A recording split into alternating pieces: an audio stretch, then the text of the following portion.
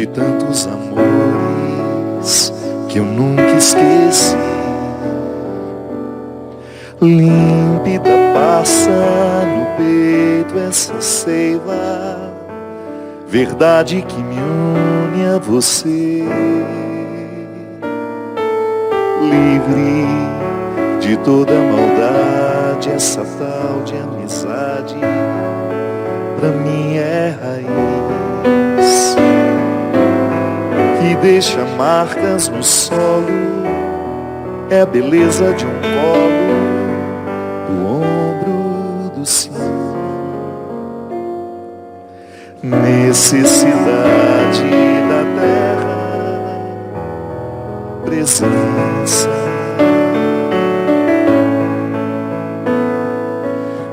essencial para a vida, a sua maneira de ser para mim já poda o que há de ruim. A minha vontade é de ser pra você, feito sombra, descanso sem fim. E se algum dia esquecer de mim, só se lembre que eu tenho raiz. Só se lembre que estou por aqui.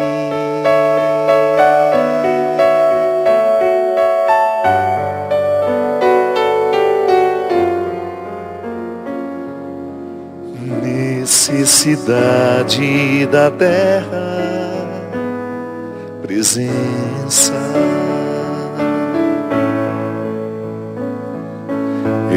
essencial para a vida, a sua maneira de ser para mim já mostra o que há de ruim. A minha vontade é de ser pra você, feito sombra, descanso sem fim. E se algum dia esquecer de mim, só se lembre que eu tenho raiz. Só se lembre que estou por aqui. Muito boa noite, com muita alegria que nós começamos mais um programa de direção espiritual. Hoje sob a mística de São Francisco de Assis. Eu escolhi essa música porque eu acredito que a experiência que Francisco fez de Deus e que ficou definitiva na história do cristianismo foi justamente reconhecer em Deus um amigo. Aliás, minha gente, eu ando pensando e já partilhei com vocês algumas vezes que a amizade é o estágio mais apurado do amor. Porque é o amor que escolhe. Um pai, naturalmente, pela obrigação do sangue, precisa amar o filho. A mãe é a mesma coisa. Irmãos, a obrigatoriedade do sangue nos coloca quase que de forma desconfortável na necessidade de amar. É por isso que a gente sofre tanto quando a gente identifica que a gente não ama aquele que tem um vínculo de sangue. E às vezes a gente precisa de longos períodos de terapia para a gente poder curar a culpa que nós carregamos. Sim, porque é uma imposição cultural. Pai tem que amar filho, mãe tem que amar filho, filho tem que amar pai. Ainda que eles não nos cultivem esse amor, né? Ainda que não nos ofereçam motivos para continuar amando. Sim, porque as decepções podem ser tantas que o amor fica ofuscado. E a gente se sente culpado por isso. Mas na amizade não. Ninguém é obrigado a ser amigo. Se há uma coisa que na vida nós somos livres é para escolher os amigos. Você não pôde escolher pai, você não pôde escolher filhos, você não pôde escolher irmãos. E nem a parentada que vem da consequência. Mas você pode escolher amigos. O amigo é aquele que você traz para dentro da sua vida. É aquele que você encontrou por acaso e sem nenhuma obrigação você quis amar. Nenhuma obrigação. Francisco se depara com sua experiência com o sagrado assim. Nasceu dentro de uma família religiosa, mas até então não havia experimentado Deus. Talvez tivesse passado pelo contexto das obrigações, tivesse frequentado as missas como era de costume. Era um moço bonito, jovem, cheio de vida, rico. E de repente, descendo para o lado obscuro de Assis, quem já esteve lá, já teve a oportunidade de ver a distinção das duas cidades. A cidade onde moravam os nobres, os ricos, os comerciantes, e aquele vale onde ficavam os leprosos. Francisco era um homem de muitos amigos, e numa daquelas suas muitas idas e vindas pelos arredores de Assis, ele faz a experiência de ser preso pelos olhos de um leproso. E aquilo incomodou. E aquilo despertou nele um desejo de oferecer àqueles que viviam esquecidos um pouco da sua generosidade, que ele já estava acostumado a oferecer aos seus amigos. Porque ele já era um menino generoso. Mas ele era generoso com aqueles que estavam no mesmo nível, no mesmo, digamos, no mesmo patamar. Mas ele descobriu que existia uma forma mais generosa de amar, que era oferecer a quem não podia retribuir. E ali ele se tornou amigo dos pobres. Aliás, é a grande marca de Francisco. Ser amigo dos pobres.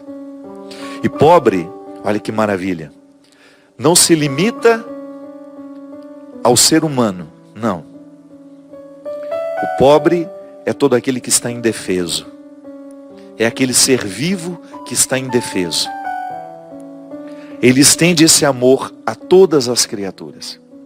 Francisco começou a amar de maneira tão intensa, a partir daquele leproso, que tudo aquilo que ele via como realidade viva, ele passou a respeitar como seu irmão.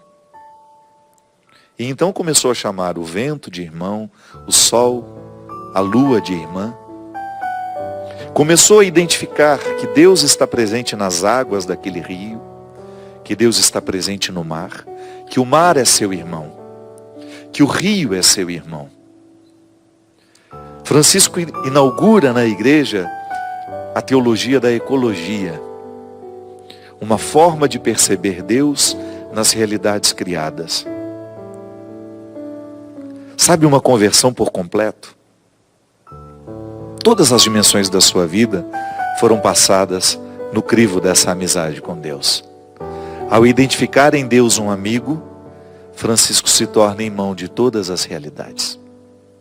Ao fazer a amizade com Deus, ao identificar em Deus esse rosto sofrido da humanidade e do mundo criado, Francisco traz para nós uma mística muito preciosa, que na verdade sempre esteve nos evangelhos, né? Não foi ele que inventou. Mas o bonito justamente da manifestação de Deus na vida de Francisco é que a igreja estava esquecida de tudo isso. Sim, porque a gente pode viver distante do evangelho, mesmo sendo católicos, mesmo sendo igreja.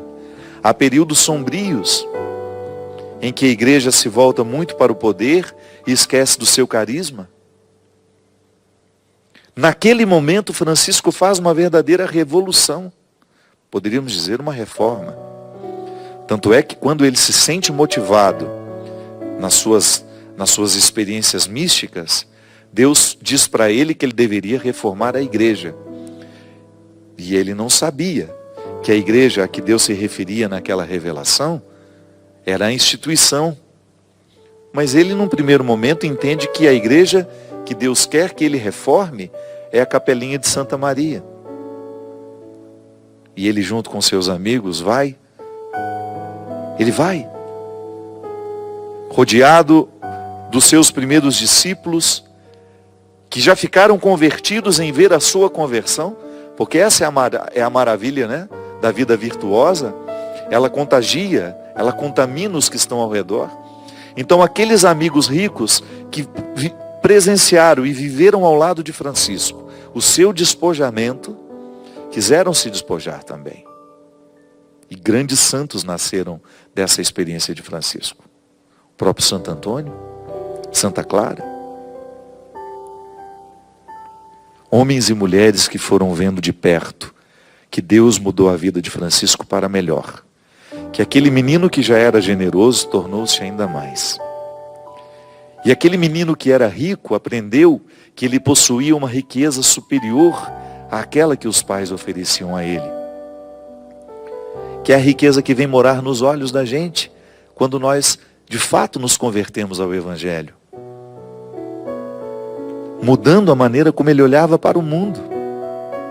Sim, colocou nele uma sensibilidade que fez diferença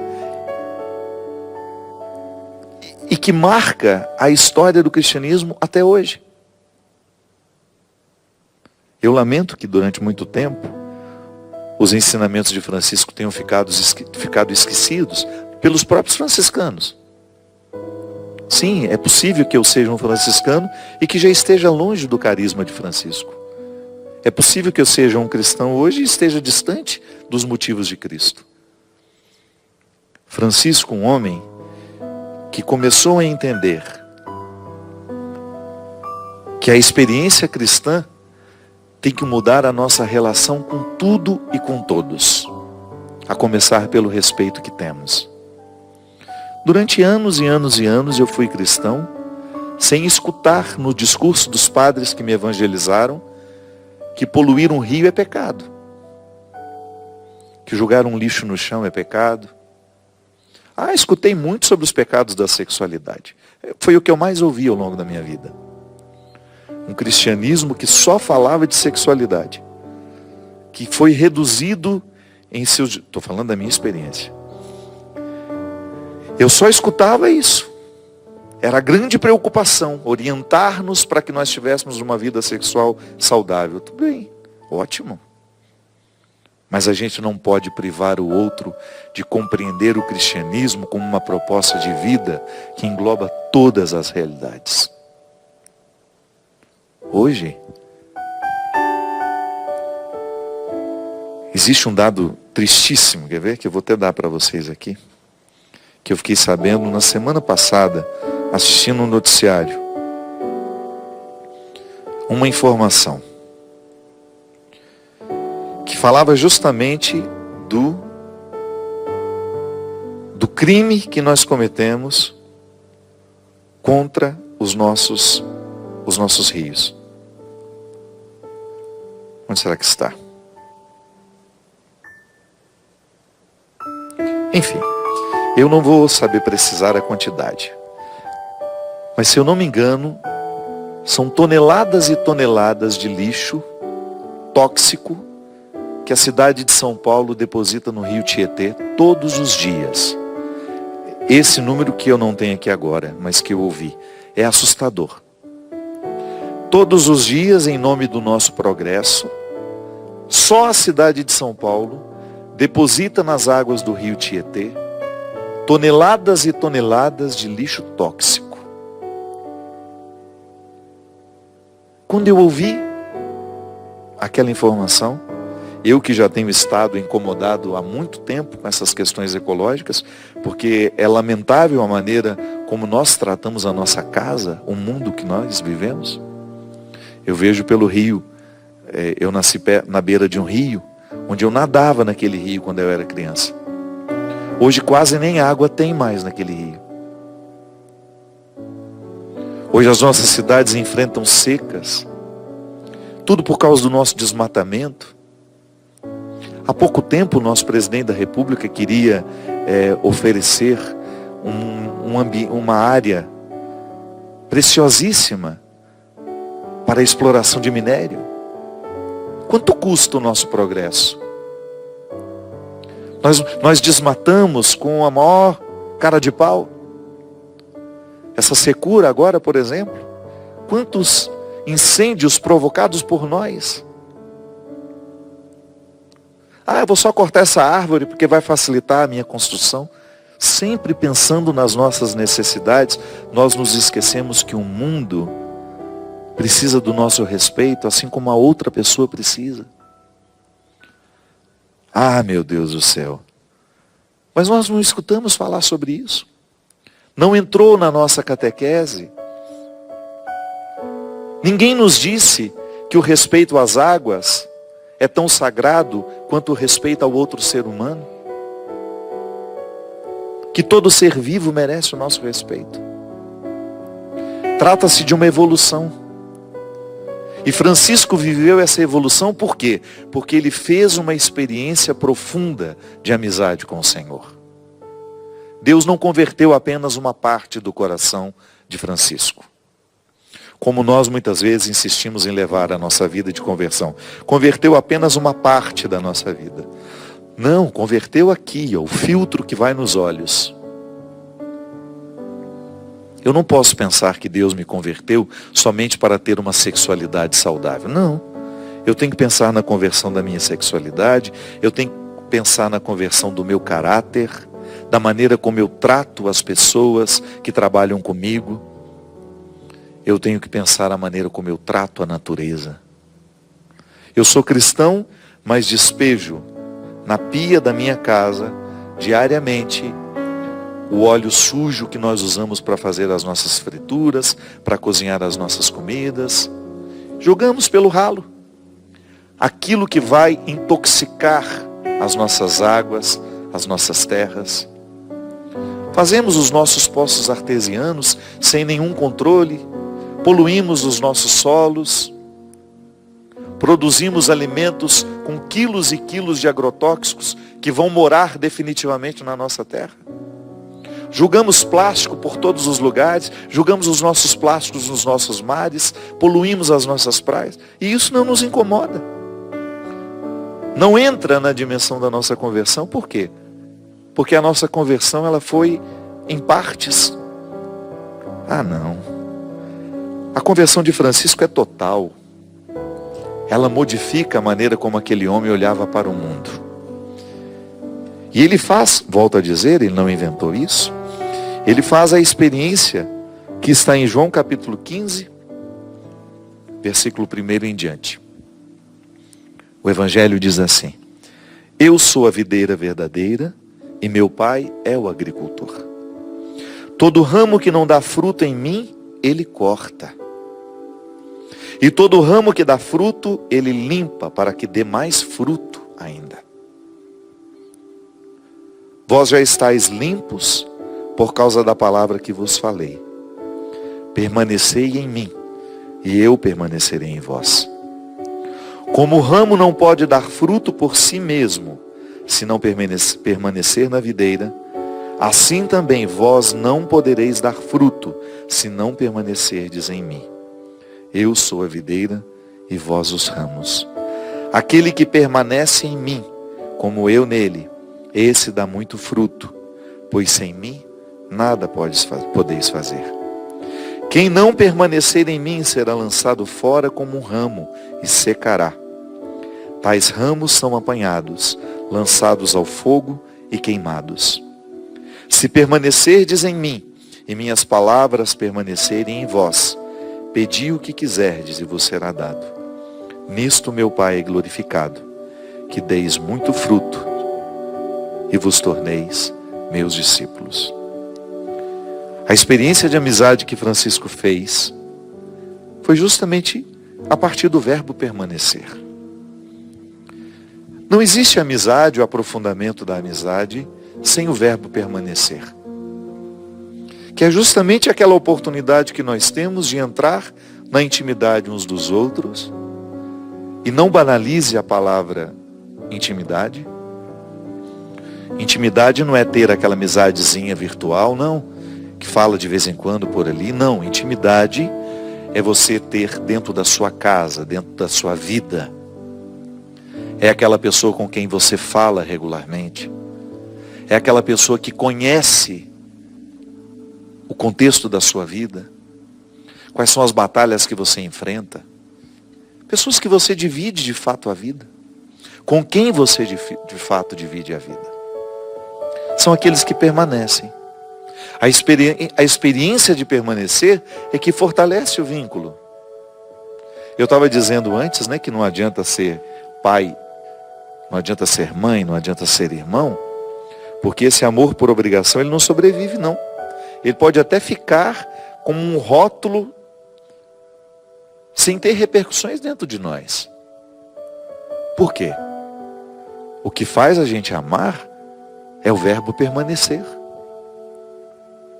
Se eu sou pai desse menino, mas não permaneço com ele, daqui a pouco eu sou só parente. O vínculo se desfaz. O amor, ele só é possível quando permanecemos.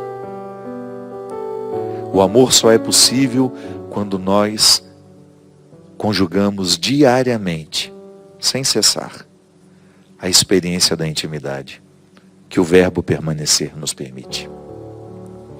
Então, o que Francisco viveu foi justamente descobrir-se parte desta grande videira, que ele ali na sua redondeza, na cidade de Assis, poderia transformar, levando seiva àqueles que não tinham o conhecimento dessa videira. É tão bonito porque hoje, quando nós vemos Francisco conhecido no mundo inteiro, inclusive inspirando o nosso Papa a ter o mesmo nome que ele, que profeticamente traz a nós um novo tempo na igreja, de mais clareza, de mais luz, de mais coragem, digamos, né? De poder falar dos problemas que nós temos, enfrentá-los.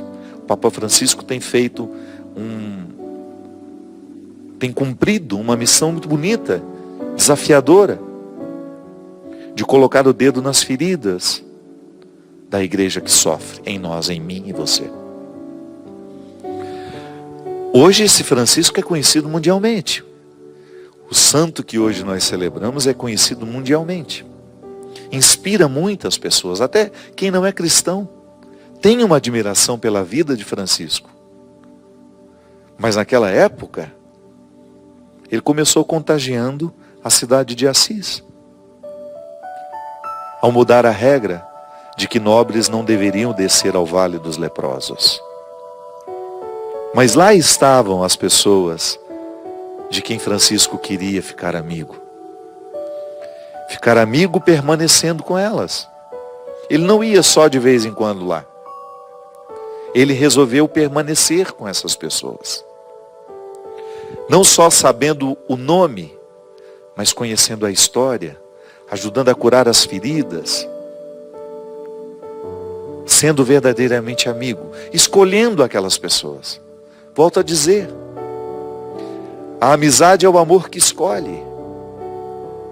Eu quero participar da sua vida e gostaria muito que você participasse da minha. Como? Permanecendo, criando intimidade, que nos chega pela palavra. Eu posso ter amigos que nem venham regularmente à minha casa, mas se eu falo regularmente com eles, a palavra alinhava. A palavra permite o permanecer. Porque às vezes quando nós falamos permanecer, imediatamente a gente pensa naquelas pessoas com quem a gente pode estar todos os dias. Não, não se limita somente a essas. Eu posso permanecer na vida do outro, e isso tem duas vias, né? Não é só o outro dizendo, não é preciso haver diálogo para haver intimidade. E é assim que a gente demonstra se a gente quer ou não aquela intimidade. Porque você tem direito. Você não é obrigado a ser íntimo de todos, mas você tem o direito de ser íntimo de alguns. Não sou obrigado a ser íntimo de todos, mas eu tenho o direito de ser íntimo de alguns. E isso você escolhe. Não é nenhum problema você dizer que não quer ser íntimo daquela pessoa. Não é nenhum problema você dizer que não quer permanecer com aquela pessoa. Existem bilhões de pessoas no mundo. É claro que você não tem o direito, por causa do seu cristianismo, de desprezar, de menosprezar. Não, mas você tem o direito de não ser íntimo. Você tem o direito de não querer participando da sua vida. A amizade é o amor que escolhe, volto a dizer. Então eu posso permanecer através de um contato que o telefone me proporciona. E de vez em quando o encontro acontece. E de vez em quando aquela intimidade se torna física, num abraço, num beijo, numa mesa que está posta para que a gente possa dividir a vida. Isso é permanecer. E quando Jesus coloca a videira e os ramos como uma metáfora da amizade que nós precisamos ter com o Senhor, Ele nos recorda e nos ensina, porque Ele está nos ensinando neste momento, e Francisco nos recordando, que a nossa experiência com o Senhor passa pelas mesmas regras que a nossa experiência de amizade com os nossos amigos.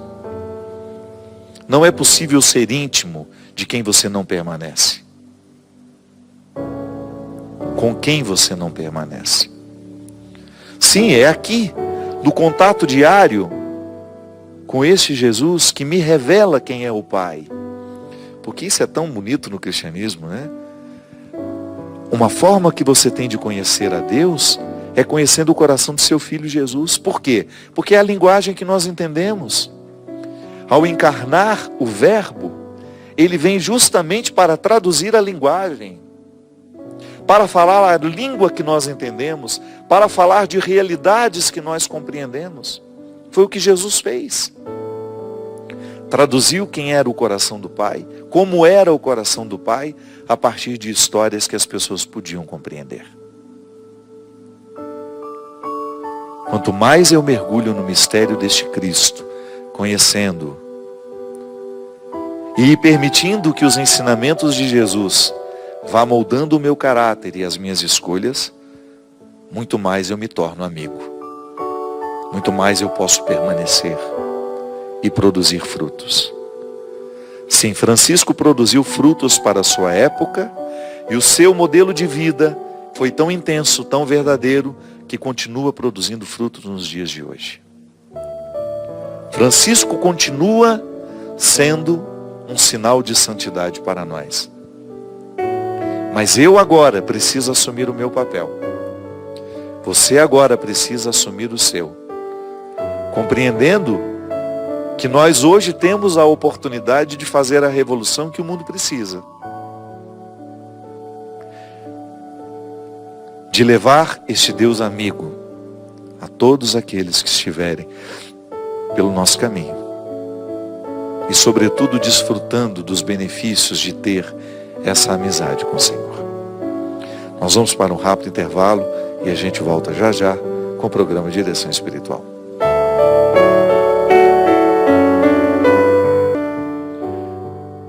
Estamos de volta com o programa Direção Espiritual. Muito obrigado pela sua participação. Boa noite, seu Christian. Christian voltou de férias. Não sabemos quanto tempo ficará, então a gente aproveita a presença dele. Mandar um abraço ao seu Francisco de Assis, que é o pai do Christian. Mora em BH, não? Angatuba, São Paulo. Seu Francisco, um grande abraço, que Deus abençoe muito o senhor. E parabéns pelo filho querido que o senhor tem. Christian, muita gente mandando abraço para você também, por onde eu passo. Algumas pessoas acham que a gente mora na mesma casa.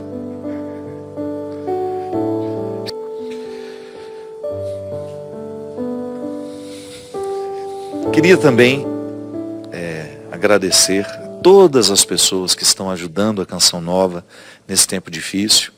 Você sabe que ao comprar um produto da Canção Nova, você ajuda a evangelizar. Canção Nova vive tempos difíceis, assim como todos nós. O Brasil passa por um momento difícil, mas como a Canção Nova não comercializa o seu espaço, né, de TV, de rádio, de internet, tudo aqui é feito com a contribuição do sócio evangelizador. Nós não temos aqui inserções de empresas. Então, é uma obra que depende da contribuição das pessoas. Então, nós queremos agradecer a todos aqueles sócios que estão colaborando para que o projeto da M Almas não pare, que é justamente manter essa programação no ar. É dar continuidade a esse grande sonho do nosso querido Monsenhor Jonas Habib, o nosso pai fundador, que é justamente levar a Canção Nova a todos os corações que necessitam. E eu que tenho a oportunidade de viajar, minha gente, é impressionante como eu encontro pessoas que foram resgatadas pela Canção Nova. Ontem mesmo, o encontro é muito rápido, as pessoas passam para autografar o livro, mas eu sempre escuto uma história ou outra que me toca muito. E ontem passou por mim um rapaz, um moço, que nem tinha muita cara de gente da igreja, Um moço aparentemente rebelde nas suas vestes, o seu cabelo, as suas tatuagens. E ele me olhou e me disse assim: padre, eu comecei a assistir ao seu programa, eu tinha 17 anos. Hoje eu tenho 27. São 10 anos, a princípio nas quintas-feiras, agora nas quartas. São 10 anos que o Senhor faz parte da minha vida. O Senhor me retirou das drogas, o Senhor mudou minha vida. E depois de ter mudado, de ter me arrancado do fundo do poço, o Senhor se tornou uma pessoa que me ajudou a ser gente. Eu fiquei muito emocionado quando ele falou isso. E logo em seguida eu parei para pensar que nada disso seria possível se não fosse o sonho de um homem, de um padre, de ter um veículo de comunicação que pudesse única e exclusivamente comunicar o bem. Não há nada na programação da Canção Nova que possa ferir a sua família. Não é? A gente está passando por um processo agora de muitas discussões no Brasil, onde a criança está sendo um ponto de partida e de chegada dessas reflexões. Alguns discursos muito inflamados, algumas pessoas sem nenhuma tolerância para falar sobre o assunto. O fato é que as nossas crianças são a nossa maior riqueza, e nós precisamos ter muito cuidado com aquilo que nós oferecemos a elas. Eu sempre gosto de lembrar que a autoridade é você decidir pelo outro no momento em que ele não tem maturidade o suficiente para decidir sozinho. Então o pai e a mãe são aqueles primeiros responsáveis por aquilo que é oferecido à criança. Hoje, por exemplo, uma notícia assustadora: descobriu-se na cela de um estuprador no estado do Piauí que um menino, acho que de 6, 7 anos, estava debaixo da cama desse estuprador, dentro da cela, dentro da prisão. E depois os investigadores descobriram que quem colocou aquela criança lá foi o próprio pai, que negociou com esse estuprador o próprio filho. Eu, quando tive na casa da tia Socorro a primeira vez, lá nesse lar acolhedor, foi mais ou menos um mês antes dela morrer, eu tive o contato com algumas meninas de 10, 11 anos que estavam grávidas de seus pais. Uma realidade, minha gente, que não dá para acreditar. A minha amiga Fafá de Belém, que está lá já em Belém, preparando o círio, a varanda de Nazaré, é uma mulher muito engajada nessas questões. Ela conhece bem a escravidão sexual. Ela conhece muito bem a prostituição infantil, que é muito comum, mais comum do que você imagina, no Nordeste e no Norte do país. Existe aqui para baixo, mas eu acredito que, por ser o Norte um lugar grande demais, às vezes com comunidades muito distantes das cidades, as comunidades ribeirinhas, cidades à beira dos portos. Recife, por exemplo, uma cidade que existe um índice muito alto de prostituição infantil. Então é muito triste. Lá no lar da tia Socorro eu conheci uma menina que foi estuprada pelo pai, desde muito pequenininha, E depois começou a ser vendida pelo pai e pela mãe. Eles cobravam R$ 5 por programa. Então, aquela menina, com 6, 7 anos, já era uma prostituta. Sabe como foi o desfecho da história? A menininha, agora, acho que ela tinha 10 ou 11 anos, ela foi à delegacia e denunciou o pai e a mãe. Ela saiu de casa, não aguentando mais aquela vida que eles ofereciam a ela. Ofereciam não, que eles forçavam ela a viver. Ela foi até uma delegacia e denunciou pai e mãe. E depois ela foi acolhida lá no lar da Tia Socorro, também grávida. Então, a gente ter o cuidado de saber o que nós oferecemos aos nossos filhos. Essa primeira formação, essas primeiras informações sobre o mundo, sobre a vida, sobre os afetos, não é a escola que vai dar, somos nós. E toda a casa tem autoridade afetiva sobre a criança. A começar pelos assuntos que nós discutimos perto delas. Sim, criança tem que ter ambiente de criança. Nós não podemos discutir questões que elas ainda não sabem assimilar, que elas ainda não sabem processar, porque senão nós traumatizamos as nossas crianças. É assim quando morre alguém, né? Não tem como esconder da criança que morreu a mãe dela, por exemplo. Mas até a forma como nós contamos precisa passar pelo cuidado. Para que ela depois tenha condições de organizar o luto, claro. Mas o sofrer da criança é diferente do sofrer do adulto. Então essa nossa responsabilidade em oferecer um conteúdo saudável. Eu sei que as nossas crianças já têm mais autonomia do que nós tivemos. Elas começam a ter muito mais autonomia mais cedo. A autonomia vem mais cedo nos dias de hoje.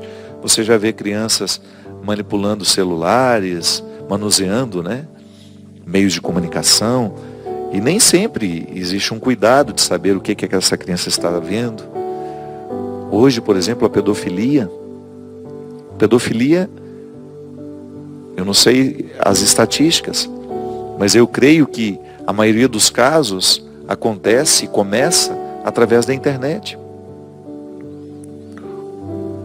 Claro, nós podemos ter um pedófilo dentro de casa, porque durante muito tempo pensou-se que padre era o principal pedófilo da sociedade. Sim, muitos casos envolvendo padres. Mas as estatísticas nos mostram que o maior número, o grande número de pedófilos são parentes da criança. Esse grande número vem de parentes. São pessoas próximas que têm uma autoridade afetiva sobre a criança. Então o nosso cuidado ele deve ser redobrado, porque é uma experiência de amor, né? Cuidar. Eu não tenho como ser pai, ser mãe, se eu abro mão da minha autoridade. Eu sempre digo isso. As pessoas querem casar, mas elas não querem mudar as suas vidas. Elas querem continuar vivendo como vivem. Então não se casam, vocês não são obrigados a se casarem. Ninguém é obrigado a ser mãe. Ninguém é obrigado a ser pai. Mas a partir do momento que se tornam, é natural que venham responsabilidades que você não pode abrir mão de exercer. Diferente de um homem solteiro. Colocou um filho no mundo, você terá de viver a experiência da permanência com ele. Acompanhar, para você ter autoridade. Porque a autoridade, ela não vem somente pela imposição. Sim, vem também pela imposição. Eu sou seu pai, ponto final. Mas depois disso, se não se desenvolve um vínculo, eu preciso entender, a criança precisa entender que aquilo que nós estamos dizendo é fruto do amor que nós temos por ela. Fruto da preocupação que nós temos por ela. Educar é justamente caminhar na direção dessa maturidade. Nós vamos amadurecendo juntos. Então a criança começa a perceber que a autoridade do pai é favorável ao seu crescimento, que a autoridade da mãe é favorável ao seu crescimento. Não há possibilidade de nós educar uma criança sem a gente dispensar tempo para essa educação. Então nós queremos, volto a dizer, queremos ser pais, ser mães, mas nós não queremos modificar a nossa vida, não. Aí então a gente delega às babás, aos professores. E você? E o seu papel? Não vai exercer? Não vai proteger? Porque também a proteção é um direito da criança. Nós precisamos protegê-las. Protegê-las de tudo aquilo que possa desvirtuá-las. De tudo aquilo que possa ser uma agressão para aquela fase da vida. Eu acho interessante porque nós lidamos com muita naturalidade com a erotização das nossas crianças. Elas ficam erotizadas antes da hora. Por causa da música, por causa da televisão, por causa da cultura que entra dentro dos nossos meios de comunicação e que são absorvidas. Então, às vezes, músicas que têm um vocabulário extremamente agressivo à infância já estão sendo cantadas por elas. Músicas que são para adultos. Não tem mais como, não tem como esquecer isso. A infância tem uma simbologia própria. Há lugares especiais para as crianças, claro. Eu, por exemplo, se eu vou pregar um retiro e se eu vou tratar um conteúdo que vai exigir concentração, eu não posso ter criança dentro do retiro. Não é um ambiente para elas. É um ambiente para adultos. Então a gente também não pode esquecer que há ambientes específicos para crianças. Com músicas preparadas para elas. É claro, elas participam do nosso mundo. Eu levo a minha filha, eu levo meu filho. Mas eu preciso ter muito cuidado para não oferecer um mundo adulto demais e que ela não tenha ainda condições de absorver. Isso é proteger, né? É você ir dando aos poucos as informações para que ela possa ir assimilando. O próprio contato com a sexualidade é muito bom que desde pequenininha a criança lide com naturalidade com a sua sexualidade. Para que depois ela fique menos vulnerável aos pedófilos, aos abusadores. Para que depois ela não ache normal ser tratada ou ser abusada. Sim, tudo isso são formas que nós temos de proteger. De ir dando esse alimento afetivo que vai estabelecendo a autoridade. A autoridade se estabelece assim, através do permanecer. Eu escuto, eu percebo, eu acompanho. Então a Canção Nova é uma proposta assim, de não oferecer nada. Graças a Deus aqui não tem nada. Se você ligar a programação às 2 da manhã, se estiver começando um programa, você vai ouvir a frase: este programa é livre para todos os públicos. Graças a Deus. Nada, absolutamente nada que possa fazer mal, que possa prejudicar quem nos assiste. Eu sei que o discurso religioso mal feito também faz mal. O discurso da exploração, quando ensinam um Deus carrasco, quando esquecem de falar deste Deus amor e fala somente do Deus do dízimo. Deus me livre, Deus nos livre disso. Desse Deus comerciante, né? Que vem de graça, se passar debaixo dessa porta, se passar debaixo daquela, se comprar isso, se comprar aquilo. Mas graças a Deus aqui na Canção Nova a gente não tem isso não. Pode até ter um momento em que alguém peça uma doação, mas sem barganha. Pede a doação sabendo que você está compreendendo que aqui o seu dinheiro ajudará a manter a obra de evangelização. Só isso. Mas a nossa programação é livre para todos os públicos, sempre. E a gente faz de tudo para que a programação, que é livre para todos os públicos, possa acelerar nos corações que nos assistem essa conversão. É urgente, minha gente. O mundo está vivendo um caos. A violência crescente. Nós estamos necessitados de discursos que nos façam bem, que nos acordem, que nos libertem daquelas correntes antigas, preconceituosas, que muitas vezes nos chegaram através do discurso religioso, que nos tornem mais ativos, sim, mais reflexivos. Um discurso que possa acordar as nossas consciências, que a gente fique mais atento ao significado do permanecer, até o nosso posicionamento no mundo, como que deveria ser a conduta cristã nos dias de hoje, para um mundo tão marcado pelos ódios, pelas discussões. Como que nós, cristãos, somos chamados a participar dessa discussão, porque nós também não precisamos ficar omissos.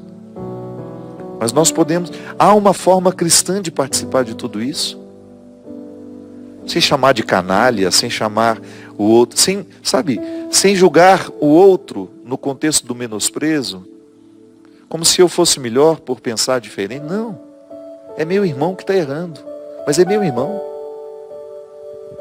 Aquele deputado, o mais corrupto de todos, o senador mais corrupto de todos, o presidente da república, o ministro corrupto, é meu irmão. Queira ou não, faz parte da mesma condição que eu. Eu também estou sujeito a ter erros semelhantes ou iguais, ou até diferentes. Por que o pecado dele é pior que o meu? Para me dar o direito de usar os termos mais baixos para me referir a ele. Então há uma forma de ser cristã. Há uma forma de ser cristão. Há um jeito de se portar, sim, em qualquer ambiente, que é típico nosso, que deveria ser natural em nós, pelo simples fato de estarmos presos a essa videira.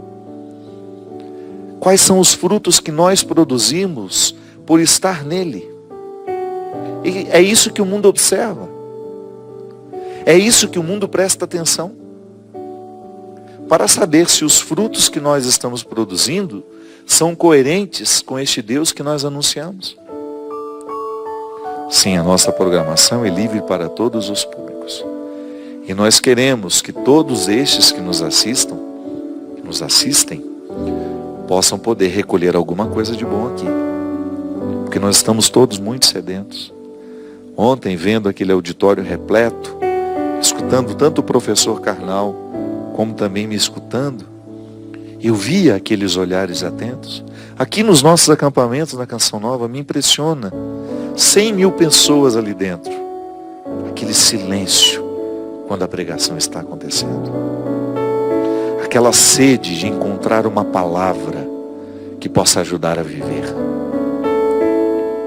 Sim, eu sei que muita gente me assiste assim, com desejo de encontrar aqui na nossa reflexão uma força para continuar vivendo.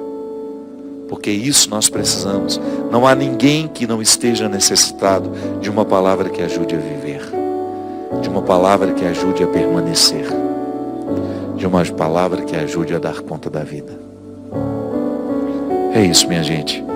Nesse dia dedicado a Francisco de Assis, o grande amigo de Deus, que por ser amigo de Deus, tornou-se amigo da humanidade e do mundo criado, sendo capaz de chamar um lobo de irmão.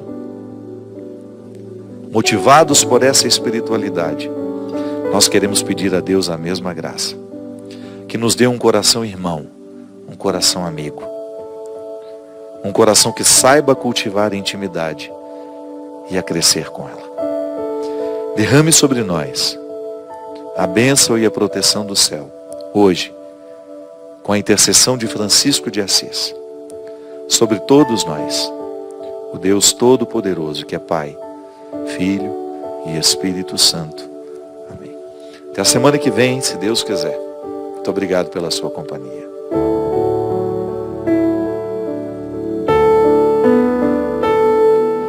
Flores são todas as cores de tantos amores que eu nunca esqueci. Límpida passa no peito essa seiva, verdade que me une a você. Livre de toda a maldade, essa tal de amizade pra mim é raiz e deixa marcas no solo, é a beleza de um colo, do ombro do sim. Necessidade da terra, presença